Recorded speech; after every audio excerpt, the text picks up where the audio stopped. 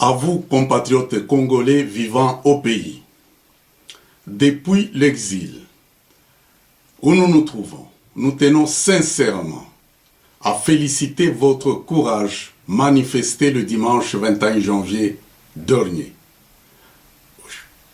il y a 2 jours, à des milliers de kilomètres, loin de notre patrie. Nous avons vécu impuissants devant toutes les barbaries qui se sont déroulées sur terrain. Nous avons assisté impuissants à la brutalité exercée sur les prêtres en soutane et avec des crucifixes à la main. Nous avons assisté avec colère à la barbarie satanique, doublée d'une humiliation dont la milice des Kabila a exercé sur les prêtres. Nous avons vu nos vieillards, chapelets au cou, à la main, être bousculés sans ménagement. Et nous avons suivi le courage des prêtres dans leurs homélies dominicales.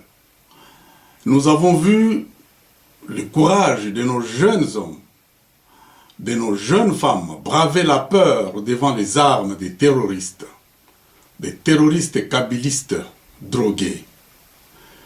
Et au final, nous avons vu le sang couler. Nous avons vu des morts, encore des morts et toujours des morts. Compatriotes congolais, les images ont été atroces à supporter, à soutenir. Chaque famille dans la diaspora a pu observer au moins un jour de deuil familial. Toutefois, nous signalons que, et c'est cela que nous avons à dire, adresser ce message à nos compatriotes, et que l'heure n'est pas encore venue pour organiser des deuils. Nous sommes encore sur le champ de bataille. Il n'existe pas de deuil sur le champ de bataille.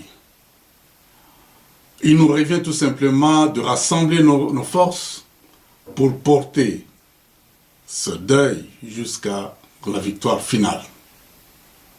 Compatriotes congolais, les cruelles souffrances que nous traversons actuellement, et ça fait des décennies, ces souffrances devront constituer un ferment solide pour renforcer notre unité, notre cohésion nationale, du nord au sud, de l'est à l'ouest.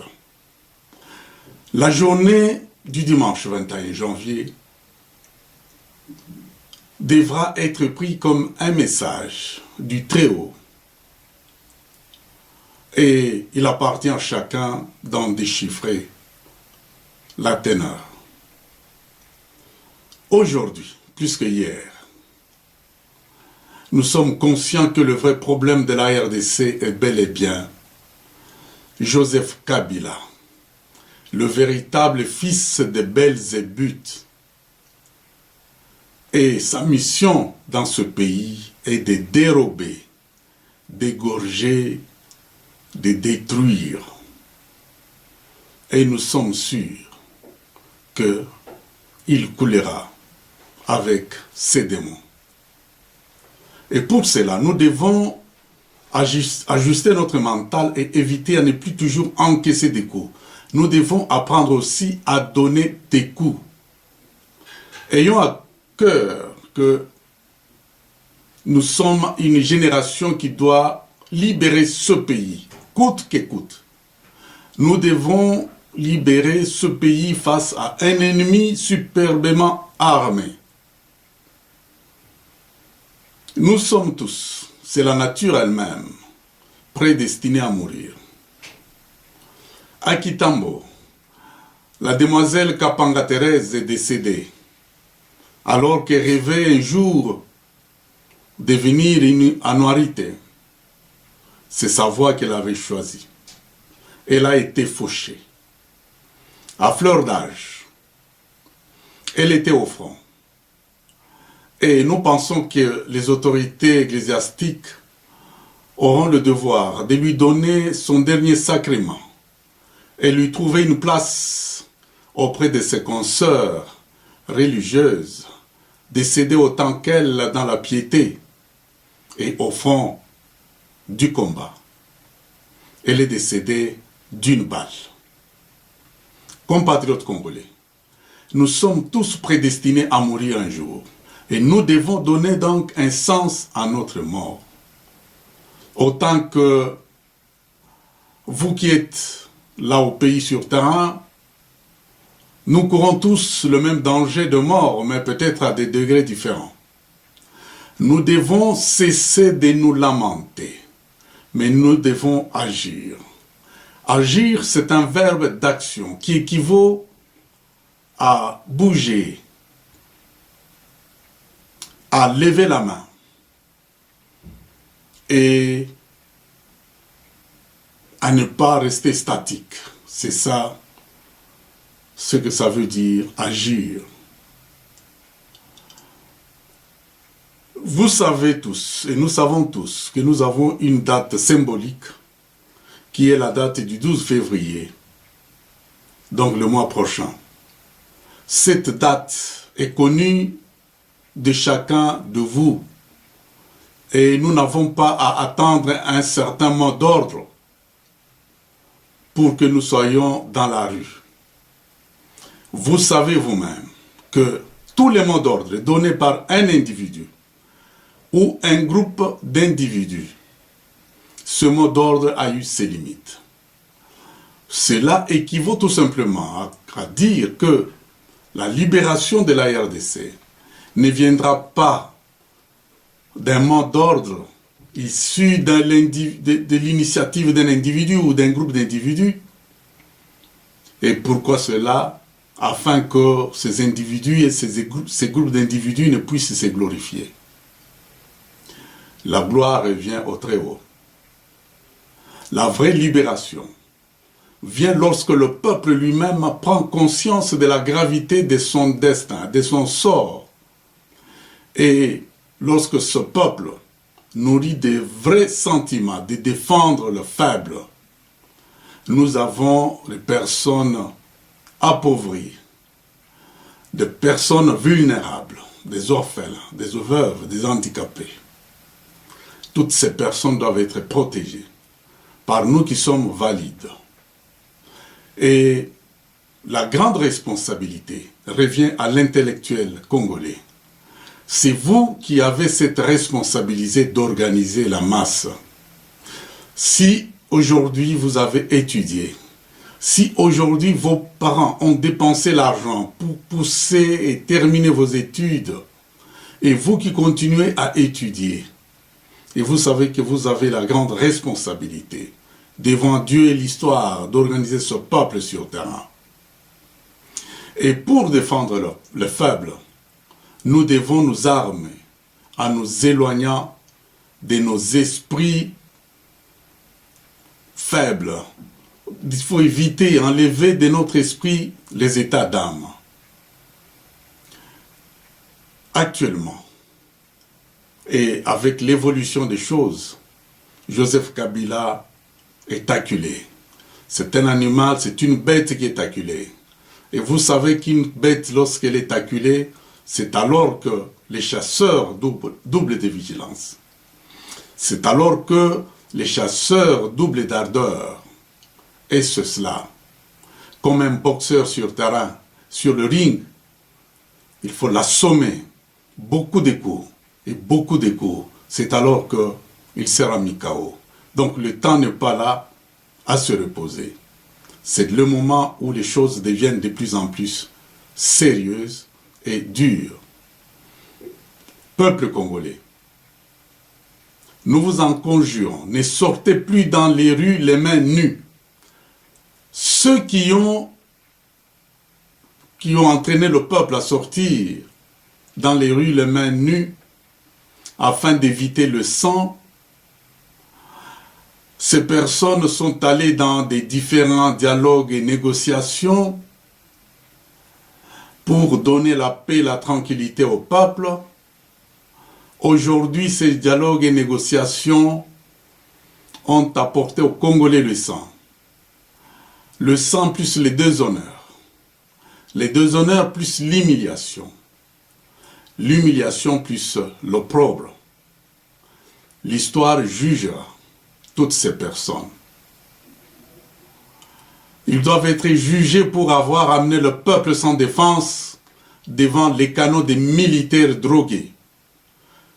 Il en sera de même des pasteurs qui prennent en captivité leurs fidèles avec des messages qui prêchent la douceur de l'agneau. Actuellement, il faut prêcher le message sur la force du lion, le lion de la tribu de Juda. L'heure est venue et elle est là. Compatriotes congolais, puisque je viens de parler du lion, nous invitons chacun de nous à sortir avec toutes ses armes.